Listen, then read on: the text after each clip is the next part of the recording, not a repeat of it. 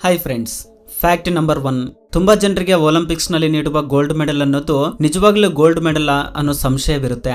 Actually gold medal 1904 ಕೊಡ್ತಾ ಇದ್ದಿಲ್ಲ, ಆ ನಂತರದಿಂದ ಕೊಡ್ತಾ ಇದ್ದಾರೆ. ಒಲಿಂಪಿಕ್ಸ್ ನಲ್ಲಿ ಕೊಡುವ ಗೋಲ್ಡ್ ಮೆಡಲ್ ನಲ್ಲಿ ನಿಜವಾಗ್ಲೂ ಗೋಲ್ಡ್ ಇರುತ್ತಾ? ಇದಕ್ಕೆ ಉತ್ತರ ಎಸ್ ಅಂಡ್ ನೋ. ಏಕೆಂದ್ರೆ ಗೋಲ್ಡ್ ಮೆಡಲ್ ಅಲ್ಲಿ ಗೋಲ್ಡ್ ಇರುತ್ತೆ, ಆದ್ರೆ ಪೂರ್ತಿಯಾಗಿ ಗೋಲ್ಡೇ ಇರುವುದಿಲ್ಲ. ಕೇವಲ 6 ಗ್ರಾಮ್ ಗೋಲ್ಡ್ ಮಾತ್ರ ಇರುತ್ತೆ, ಉಳಿದಿದ್ದೆಲ್ಲ ಮೆಟಲ್ ಇಂದ ಇರುತ್ತೆ. ಇಂಟರ್ನ್ಯಾಷನಲ್ ಒಲಿಂಪಿಕ್ ಕಮಿಟಿ ರೂಲ್ಸ್ ಪ್ರಕಾರ ಗೋಲ್ಡ್ ಮೆಡಲ್ ಅಲ್ಲಿ 92.5% ಸಿಲ್ವರ್ ಇರಬೇಕು. ಕೇವಲ ಹೊರಗಿನ ಕೋಟಿಂಗ್ ಮಾತ್ರವೇ ಬಂಗಾರದಿಂದ ಕವರ್ ಮಾಡಿರ್ತಾರೆ. ಸಿಲ್ವರ್ ಮೆಡಲ್ಸ್ ಪೂರ್ತಿಯಾಗಿ ಸಿಲ್ವರ್ ನಿಂದ ತಯಾರು ಮಾಡ್ತಾರೆ. ಬ್ರಾಂಜ್ ಮೆಡಲ್ ಅಲ್ಲಿ 95% ರಾಗಿ, ಉಳಿದ 5% ಜಿಂಕ್ ಇರುತ್ತೆ. Fact number 2. ನಮ್ಮೆಲ್ಲರ ಮನೆಯಲ್ಲಿ ನಡೆಯುವ ವಿಚಿತ್ರ ಏನಂದ್ರೆ ಸೀಲಿಂಗ್ ಫ್ಯಾನ್ ರೆಕ್ಕೆಗಳಿಗೆ ಧೂಳು ಹಿಡಿಯೋದು. ಇಷ್ಟಕ್ಕೂ ತಿರುಗುವ ಫ್ಯಾನ್ ಗೆ ಧೂಳು ಹಿಡಿಯುವುದು ಹೇಗೆ ಸಾಧ್ಯ ಎಂದು ಯಾವತ್ತಾದ್ರೂ ಆಲೋಚನೆ ಮಾಡಿದ್ದೀರಾ? ಇದಕ್ಕೆ ಕಾರಣ ಏನಂದ್ರೆ ನಮ್ಮ ಮನೆಯಲ್ಲಿರುವ ಮ್ಯಾಕ್ಸಿಮಮ್ ಧೂಳಿನ ಕಣಗಳಿಗೆ ಎಲೆಕ್ಟ್ರಿಕ್ ಚಾರ್ಜ್ ಇರುತ್ತೆ. ಇದರಿಂದ ಒಂದಕ್ಕೊಂದು ಅಟ್ರಾಕ್ಟ್ ಆಗುವ ಗುಣ ಏರ್ಪಡುತ್ತೆ. ಫ್ಯಾನಿನ ರೆಕ್ಕೆ ಫಾಸ್ಟ್ ಆಗಿ ತಿರುಗೋದ್ರಿಂದ ಧೂಳಿನ ಕಣಗಳನ್ನ ಆ ಕಡೆ ಈ ಕಡೆ ಪುಷ್ ಮಾಡ್ತಾ ಇರುತ್ತೆ. ಇದರಿಂದ ಫ್ಯಾನ್ ರೆಕ್ಕೆಗಳ ತುದಿಯಲ್ಲಿ ಸ್ಟ್ಯಾಟಿಕ್ ಎಲೆಕ್ಟ್ರಿಸಿಟಿ ಏರ್ಪಡುತ್ತೆ. ಆ ರೀತಿ ಏರ್ಪಟ್ಟಾಗ ಫ್ಯಾನ್ ತಿರುಗುತ್ತಿರುವುದರಿಂದ ಆ ಸಮಯದಲ್ಲಿ ಯಾವ ಧೂಳಿನ ಕಣಗಳು ಫ್ಯಾನ್ ತುದಿಯ ಹತ್ತಿರ ಬರ್ತಾವೋ ತಕ್ಷಣ ಅವುಗಳನ್ನ ಅಟ್ರಾಕ್ಟ್ ಆಗಿ ಅಂಟಿಕೊಳ್ತವೆ. ಈ ರೀತಿ ದಿನಾಲು ಫ್ಯಾನಿನ ರೆಕ್ಕೆಗಳ ತುದಿಯಲ್ಲಿ ಹೆಚ್ಚಿನ ಚಾರ್ಜ್ ಏರ್ಪಟ್ಟು ಅಲ್ಲಿ ಹೆಚ್ಚು ಧೂಳು ಹಿಡಿಯುತ್ತೆ. Fact number 3. ನಮ್ಮ ಜೀವನದಲ್ಲಿ ನೀರಿನ ಪ್ರಾಮುಖ್ಯತೆ ಎಷ್ಟಿರುತ್ತೆ ನಮ್ಮೆಲ್ರಿಗೂ ಗೊತ್ತು. ಊಟವಿಲ್ಲದೆ ಒಂದು ದಿನ ಇರಬಲ್ಲೆಪೋ, ಆದ್ರೆ ನೀರಿಲ್ಲದೆ ಯಾವ ಜೀವಿಯೋ ಬದುಕುವುದಿಲ್ಲ. ಮತ್ತೆ ಅಂತಹ ನೀರನ್ನ ಯಾವ ರೀತಿಯ ಪಾತ್ರೆಯಲ್ಲಿ ಕುಡಿದ್ರೆ ಆರೋಗ್ಯಕ್ಕೆ ಒಳ್ಳೆಯದೆಂದು ತುಂಬಾ ಜನರಿಗೆ ಗೊತ್ತಿರ್ಲಿಕ್ಕಿಲ್ಲ. ಇವನ್ ನಾವು ಪ್ಯೂರಿಫೈಡ್ ವಾಟರ್ ನ ಕುಡಿದ್ರೂ ಕೆಲವು ಹಾನಿಕಾರಕ ಕೆಮಿಕಲ್ಸ್ ದೇಹದೊಳಕ್ಕೆ ಹೋಗುತ್ತವೆ. ಏಕೆಂದ್ರೆ ನಾವು ಆ ಪ್ಯೂರಿಫೈಡ್ ವಾಟರ್ ನ ತಪ್ಪಾಗಿರುವ ಪಾತ್ರೆಯಲ್ಲಿ ಇಡುವುದರಿಂದ. ಇಷ್ಟಕ್ಕೂ ಸರಿಯಾದ ಪಾತ್ರೆ ಯಾವುದು? ನಮಗೆ ಮಾರ್ಕೆಟ್ ನಲ್ಲಿ ಪ್ಲಾಸ್ಟಿಕ್ ನಿಂದ ಹಿಡಿದು ಸ್ಟೇನ್ಲೆಸ್ ಸ್ಟೀಲ್ ಹಲವಾರು ರೀತಿಯ ಪಾತ್ರೆಗಳು ಸಿಗ್ತವೆ. ಆದ್ರೆ ಎಲ್ಲದಕ್ಕಿಂತಲೂ ಬೆಸ್ಟ್ ಮತ್ತು ಒಳ್ಳೆಯದು ಮಣ್ಣಿನ ಮಡಿಕೆ. ಮಣ್ಣಿನ ಮಡಿಕೆಯಲ್ಲಿ ವಾಟರ್ ನ ಸ್ಟೋರ್ ಮಾಡಿ ಕುಡಿದ್ರೆ ಯಾವುದೇ ಕೆಮಿಕಲ್ಸ್ ನಿಮ್ಮ ದೇಹದೊಳಕ್ಕೆ ಹೋಗುವುದಿಲ್ಲ. ಅಷ್ಟೇ ಅಲ್ಲ, ದೇಹದಲ್ಲಿ ಮೆಟಬಾಲಿಸಂ ಅಂದ್ರೆ ಜೀವಕ್ರಿಯೆಗಳನ್ನ ಇಂಪ್ರೂವ್ ಮಾಡುತ್ತೆ. ಎಸಿಡಿಟಿ ಮತ್ತು ಗ್ಯಾಸ್ಟ್ರಿಕ್ ಪೇನ್ ನ ಕಡಿಮೆ ಮಾಡುತ್ತೆ. ಹಾಗೆ ಕೇವಲ ಮಣ್ಣಿನ ಮಡಿಕೆ ಮಾತ್ರ ನೀರನ್ನ ನ್ಯಾಚುರಲ್ ಆಗಿ ಕೂಲ್ ಮಾಡಬಲ್ಲದು. ನಾವು ಫಿಲ್ಟರ್ ಮಾಡಿದ ವಾಟರ್ ನ ಕುಡಿದಾಗ ತುಂಬಾ ಮಿನರಲ್ಸ್ ಸತ್ತೋಗಿರ್ತವೆ. ಮಣ್ಣಿನ ಮಡಿಕೆಯಲ್ಲಿ ಆ ವಾಟರ್ ನ ಸ್ಟೋರ್ ಮಾಡಿದ್ರೆ ಆ ಮಿನರಲ್ಸ್ ಮತ್ತೆ ಹುಟ್ಟಿಕೊಳ್ತವೆ. ಇನ್ನೊಂದು ಮುಖ್ಯವಾದ ವಿಷಯ ಏನಂದ್ರೆ ಮಣ್ಣಿನ ಮಡಿಕೆ ಎನ್ವಿರಾನ್ಮೆಂಟ್ ಫ್ರೆಂಡ್ಲಿ ಮತ್ತು ಆರ್ಗಾನಿಕ್, ಹಾಗೆ ರೀಸೈಕಲ್ ಸಹ ಮಾಡಬಹುದು. ಸೊ ನಾವು ಎಷ್ಟು ರಿಚ್ ಆಗಿದ್ರು ಮಣ್ಣಿನ ಮಡಿಕೆಯಲ್ಲಿ ನೀರು ಕುಡಿಯುವುದು ಆರೋಗ್ಯಕ್ಕೆ ಒಳ್ಳೆಯದು. ನಮ್ಮ ಪೂರ್ವಿಕರು ಹೆಚ್ಚಾಗಿ ಕಾಪರ್ ಬಾಟಲ್ ನಲ್ಲಿ ನೀರನ್ನ ಕುಡಿತಾ ಇದ್ರು. ಇದರಿಂದ ಅವರಿಗೆ ವಾತ, ಪಿತ್ತ, ಕಫ ಕಡಿಮೆ ಆಗ್ತಾ ಇತ್ತು. ವಾಟರ್ ನ ಕಾಪರ್ ಬಾಟಲ್ ನಲ್ಲಿ ಹಾಕಿ ರಾತ್ರಿ ಎಲ್ಲ ಇಟ್ರೆ ಕಾಪರ್ ಅಯಾನ್ಸ್ ಆ ವಾಟರ್ ನಲ್ಲಿ ಡಿಸಾಲ್ವ್ ಆಗಿ ಅದರಲ್ಲಿರುವ ಸೂಕ್ಷ್ಮ ಜೀವಿಗಳನ್ನ ಸಾಯಿಸುತ್ತೆ. ಆದ್ರೆ ನಾವೆಲ್ಲ ಹೆಚ್ಚಾಗಿ ಬಳಸೋದು ಪ್ಲಾಸ್ಟಿಕ್ ಬಾಟಲ್. ಸ್ಯಾಡ್ ಥಿಂಗ್ ಏನಂದ್ರೆ ಎಲ್ಲದಕ್ಕಿಂತಲೂ ಅನ್ಹೆಲ್ದಿ ಪ್ಲಾಸ್ಟಿಕ್ ಬಾಟಲ್. ಒಂದು ವೇಳೆ ನೀವು ಬಳಸಲೇಬೇಕು ಅಂದ್ರೆ ಪ್ಲಾಸ್ಟಿಕ್ ಗಿಂತ glass bottle better option. Fact number 4. Army soldiers ಅವರ ಏರ್ ಕಟ್ ನೋಡಿದ್ರೆ ಯಾಕೆ ಅಷ್ಟು ಸಣ್ಣದಾಗಿ ಕಟ್ ಮಾಡಿಸಿಕೊಳ್ತಾರೆ ಅನ್ನೋ ಡೌಟ್ ಬರುತ್ತೆ.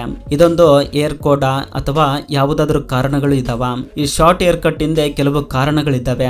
ಮೊದಲನೆಯದು ಯೂನಿಫಾರ್ಮಿಟಿ. ಆರ್ಮಿನಲ್ಲಿ ಸೇರುವುದಕ್ಕೆ ಎಲ್ಲೆಲ್ಲಿಂದಲೂ ವಿಧ ವಿಧವಾದ ಪ್ರಾಂತಗಳಿಂದ ಬರ್ತಾರೆ. ಕೆಲವರು ಶ್ರೀಮಂತರಿರಬಹುದು, ಇನ್ನು ಕೆಲವರು ಬಡವರಿರಬಹುದು. ಆದ್ರೆ ಆ ಭೇದ ಭಾವ ಒಂದು ಸಾರಿ ಆರ್ಮಿಗೆ ಸೇರಿದ ನಂತರ ಇರಬಾರದು. ಅಲ್ಲಿ ಎಲ್ಲರೂ ಸಮಾನರೆಂದು ತಿಳಿಸೋದಕ್ಕೆ ಈ ಶಾರ್ಟ್ ಏರ್ ಕಟ್ ಇರುತ್ತೆ. ಇಲ್ಲದಿದ್ರೆ ಸ್ವಲ್ಪ ರಿಚ್ ಪೀಪಲ್ ಸ್ಟೈಲಿಶ್ ಆಗಿ ಕಟ್ ಮಾಡಿಸಿಕೊಂಡು ಸ್ವಲ್ಪ ಪ್ರೌಡ್ ಫೀಲ್ ಆಗ್ತಾ ಬೇರೆಯವರನ್ನ ಕೂದಲುಗಳ ಮೂಲಕ ಕೀಳು ಮಟ್ಟದಲ್ಲಿ ನೋಡ್ತಾ ಅವರ ಮಧ್ಯದಲ್ಲಿ ಒಗ್ಗಟ್ಟು ಇಲ್ಲದಂತಾಗುತ್ತೆ. ಇದೇ ಅಲ್ಲದೆ ಇನ್ನೂ ಕೆಲವು ಕಾರಣಗಳಿವೆ. ಶಾರ್ಟ್ ಏರ್ ಕಟ್ ನಿಂದ ಯುದ್ಧ ಭೂಮಿಯಲ್ಲಿ ಕೂದಲುಗಳನ್ನ ಮೇಂಟೈನ್ ಮಾಡೋದಕ್ಕೆ ಸುಲಭವಾಗುತ್ತೆ. ಕಡಿಮೆ ಕೂದಲು ಇರುವುದರಿಂದ ಒಂದು ವೇಳೆ ಯುದ್ಧ ಭೂಮಿಯಲ್ಲಿ ಮಳೆ ಬಂದರೆ ನೆನೆದ ಕೂದಲು ಬೇಗನೆ ಒಣಗಿ ಶತ್ರುಗಳ ಮೇಲೆ ಹೆಚ್ಚು ಫೋಕಸ್ ಇರುವಂತೆ ಮಾಡುತ್ತೆ. ಇನ್ನು ಹೆಲ್ಮೆಟ್ ಇಟ್ಕೊಂಡಾಗ ಯಾವುದೇ ತೊಂದರೆ ಇರುವುದಿಲ್ಲ. ಹಾಗೆ ಕೂದಲು ಕಡಿಮೆ ಇರುವುದರಿಂದ ತಣ್ಣನೆಯ ಗಾಳಿ ಕೂದಲಿಗೆ ಬಡಿದು ಕೂಲ್ ಆಗಿ ಇರಲು ಸಹಾಯ ಮಾಡುತ್ತೆ. Fact number 5. ಸೋಷಿಯಲ್ ಮೀಡಿಯಾ ಬಳಸುವ ಪ್ರತಿಯೊಬ್ಬರು ಪ್ರತಿದಿನ ಒಂದಾದ್ರೂ ಎಮೋಜಿಸ್ ನ ಬಳಸಿರ್ತೀರಾ. ಆದ್ರೆ ಪ್ರಪಂಚದಲ್ಲಿ ಅತ್ಯಧಿಕವಾಗಿ ಬಳಸಿರುವ ಎಮೋಜಿಸ್ ಯಾವುದು ಗೊತ್ತಾ? ಅದೇ ಕಣ್ಣಿನಲ್ಲಿ ನೀರು ಬರುವಷ್ಟು ನಗ್ತಾ ಇರೋ ಈ ಎಮೋಜಿ. ನೀವು ದಿನನಿತ್ಯ ಬಳಸುವ ಎಮೋಜಿ ಯಾವುದು? ಕಮೆಂಟ್ ಮಾಡಿ ತಿಳಿಸಿ. Fact number 6. ಯಾಕೆ ಟ್ರ್ಯಾಕ್ಟರ್ಸ್ ಹಿಂದಿನ ಚಕ್ರ ದೊಡ್ಡದಾಗಿರುತ್ತೆ ಮತ್ತು ಮುಂದಿರುವ ಚಕ್ರಗಳು ಮಾತ್ರ ಸಣ್ಣದಾಗಿರ್ತವೆ? ಎಲ್ಲಾ ವಾಹನಗಳ ಹಾಗೆ ಈಕ್ವಲ್ ಸೈಜ್ ನಲ್ಲಿ ಟೈರ್ಸ್ ಇದ್ರೆ ಏನಾಗುತ್ತೆ? ಇವುಗಳಿಗೆ ಕೆಲವು ಕಾರಣಗಳಿವೆ, ಅವೇನು ನೋಡೋಣ ಬನ್ನಿ. ಮೊದಲನೆಯದು ಗ್ರಿಪ್ಗೋಸ್ಕರ. ನೀವು ಗಮನಿಸಿದ್ರೆ ಟ್ರ್ಯಾಕ್ಟರ್ಸ್ ಹೆಚ್ಚಾಗಿ ಕೆಸರಿರುವ ಹೊಲಗಳಲ್ಲಿ ತೆಗ್ಗು ಬಗಡಿ ಇರುವ ಸ್ಥಳದಲ್ಲಿ ಕೆಲಸ ಮಾಡಬೇಕಾಗುತ್ತೆ. ಒಂದು ವೇಳೆ ಎಲ್ಲಾ ಟೈರ್ಸ್ ಒಂದೇ ಸೈಜ್ ನಲ್ಲಿ ಇದ್ರೆ ಟ್ರ್ಯಾಕ್ಟರ್ ಅನ್ನೋದು ಬ್ಯಾಲೆನ್ಸ್ ತಪ್ಪಿ ಬೀಳುವ ಅವಕಾಶ ಹೆಚ್ಚಿರುತ್ತೆ.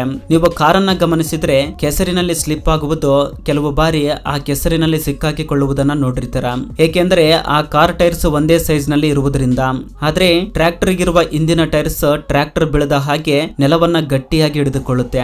ಅದೇ ರೀತಿ ತೆಗ್ಗು ಬಗಡಿಯಲ್ಲಿ ಸ್ಲಿಪ್ ಆಗದಂತೆ ನೋಡಿಕೊಳ್ಳುತ್ತೆ. ಹಾಗೆ ಟ್ರ್ಯಾಕ್ಟರ್ ಅನ್ನೋದು ವಸ್ತುವನ್ನ ಎಳೆಯುತ್ತೆ. ಇದರಿಂದ ಭಾರ ಈ ದೊಡ್ಡ ಚಕ್ರಗಳ ಮೇಲೆ ಅಧಿಕವಾಗಿ ಬೀಳುತ್ತೆ. ಅದರಿಂದ ಟ್ರ್ಯಾಕ್ಟರ್ ಸ್ಲಿಪ್ ಆಗುವುದಿಲ್ಲ. ಇನ್ನೊಂದು ಕಾರಣ ಏನಂದ್ರೆ ಸ್ಟೇರಿಂಗ್. ಒಂದು ವೇಳೆ ಮುಂದಿರುವ ಟೈರ್ಸ್ ದೊಡ್ಡದಾಗಿದ್ರೆ ಆಗ ಟರ್ನಿಂಗ್ ನಲ್ಲಿ ತಿರುಗುವ ರೇಡಿಯಸ್ ಹೆಚ್ಚಾಗುತ್ತೆ.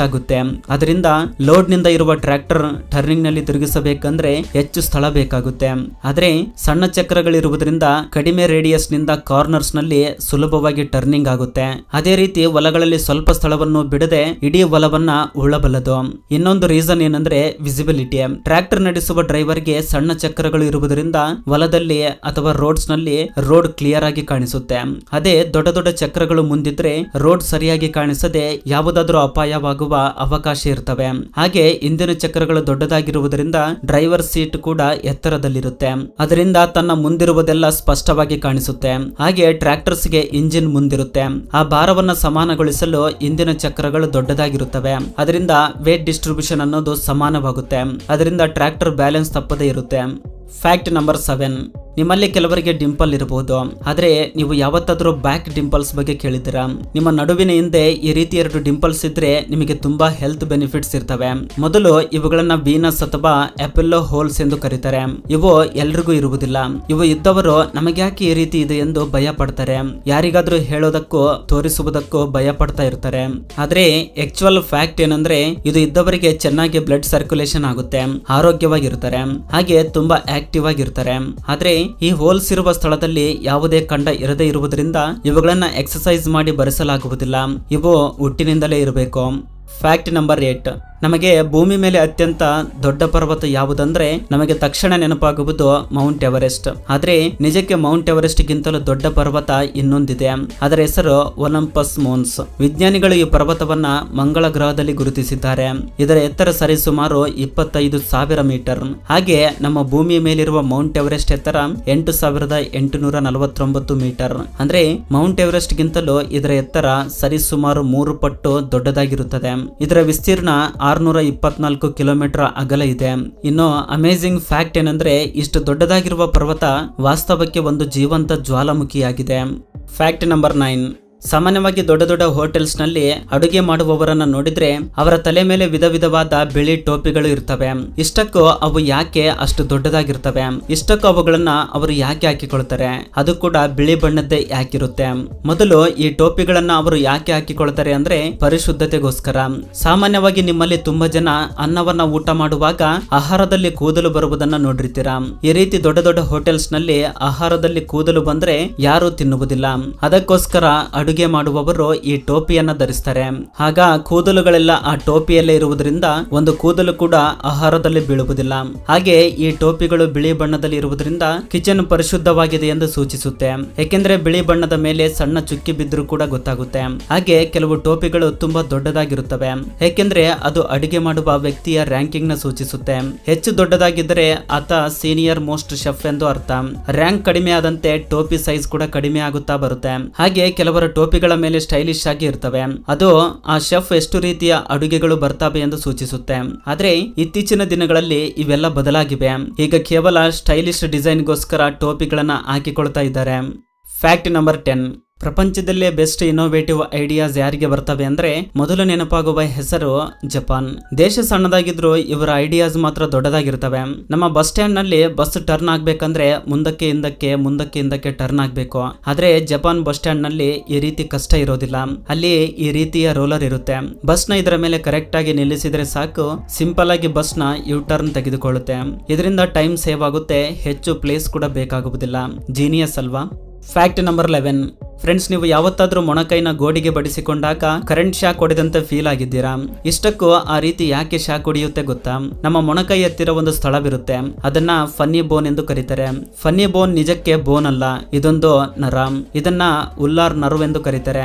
ಇದು ಕುತ್ತಿಗೆಯಿಂದ ಭುಜದ ಮೂಲಕ ಪ್ರಯಾಣಿಸುತ್ತೆ, ಕೊನೆಗೆ ಮೊಣಕೈಯಿಂದ ರಿಂಗ್ ಫಿಂಗರ್ ಹತ್ತಿರ ಮುಗಿಯುತ್ತೆ. ನಮ್ಮ ಶರೀರದಲ್ಲಿರುವ ಪ್ರತಿ ನರಗಳನ್ನ ಖಂಡಗಳು ಕವರ್ ಮಾಡಿ ಕಾಪಾಡುತ್ತವೆ. ಅದೇ ರೀತಿ ಈ ಉಲ್ಲಾರ್ ನರ್ವ್ನ ಸಹ ಖಂಡಗಳು ಕಾಪಾಡುತ್ತವೆ. ಆದ್ರೆ ಅಪ್ಪರ್ ಆರ್ಮ್ ಮತ್ತು ಫೋರ್ ಆರ್ಮ್ ಮಧ್ಯದಲ್ಲಿ ಒಂದು ಸಣ್ಣ ಗ್ಯಾಪ್ ಇರುತ್ತೆ, ಅದನ್ನ ಕ್ಯೂಬಿಟಲ್ ಟನಲ್ ಎಂದು ಕರೀತಾರೆ.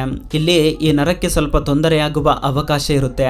ಯಾವಾಗ ನಿಮ್ಮ ಫನ್ನಿ ಬೋನ್ ನ ಯಾವುದಕ್ಕಾದ್ರೂ ಜೋರಾಗಿ ಬಡಿಸಿಕೊಳ್ತೀರಾ, ಆಗ ಈ ಅನ್ಪ್ರೊಟೆಕ್ಟೆಡ್ ನರ್ವ್ಗೆ ತಾಕಿ ಒಂದು ಶಾಕ್ ಹೊಡೆದಂತೆ ನಿಮಗೆ ಭಾಸವಾಗುತ್ತೆ. ನಿಮಗೆ ಈ ರೀತಿ ಯಾವತ್ತಾದ್ರೂ ನಡೆದಿದ್ರೆ ಕಮೆಂಟ್ ಮಾಡಿ.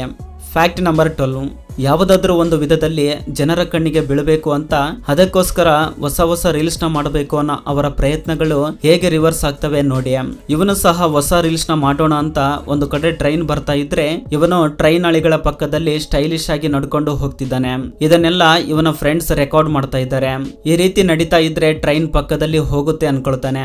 ಆದ್ರೆ ಟ್ರೈನ್ ನ ಮುಂದಿನ ಭಾಗ ತಾಕುವುದರಿಂದ ಟ್ರ್ಯಾಕ್ ಪಕ್ಕಕ್ಕೆ ಬೀಳ್ತಾನೆ. ಲಕ್ಕಿಲಿ ಅವನಿಗೆ ಏನೂ ಆಗಲಿಲ್ಲ, ಆದ್ರೆ ತೀವ್ರವಾಗಿ ಗಾಯಗಳಾಗ್ತವೆ. ಈ ರೀತಿ ಮಾಡೋದು ತಪ್ಪಲ್ವಾ? ಜಸ್ಟ್ ಮಿಸ್ ಆಗಿದ್ದಾನೆ. ಇದು ಫ್ರೆಂಡ್ಸ್ ಈ ದಿನದ ವಿಡಿಯೋ. ಫ್ರೆಂಡ್ಸ್, ಈ ವಿಡಿಯೋದಿಂದ ಅಟ್ಲೀಸ್ಟ್ 1% ನಾಲೆಜ್ ಆದ್ರೂ ಸಿಕ್ಕಿದ್ರೆ ಈ ವಿಡಿಯೋಗೆ ಒಂದು ಲೈಕ್ ಮಾಡಿ, ನಿಮ್ಮ ಫ್ರೆಂಡ್ಸ್ ಗೆ ಶೇರ್ ಮಾಡಿ, ಹಾಗೆ ನಮ್ಮ ಚಾನಲ್ ಗೆ ಸಬ್ಸ್ಕ್ರೈಬ್ ಮಾಡಿಕೊಂಡು ಸಪೋರ್ಟ್ ಮಾಡಿ. ಕೊನೆವರೆಗೂ ನೋಡಿದ್ದಕ್ಕೆ ಥ್ಯಾಂಕ್ಸ್ ಫಾರ್ ವಾಚಿಂಗ್.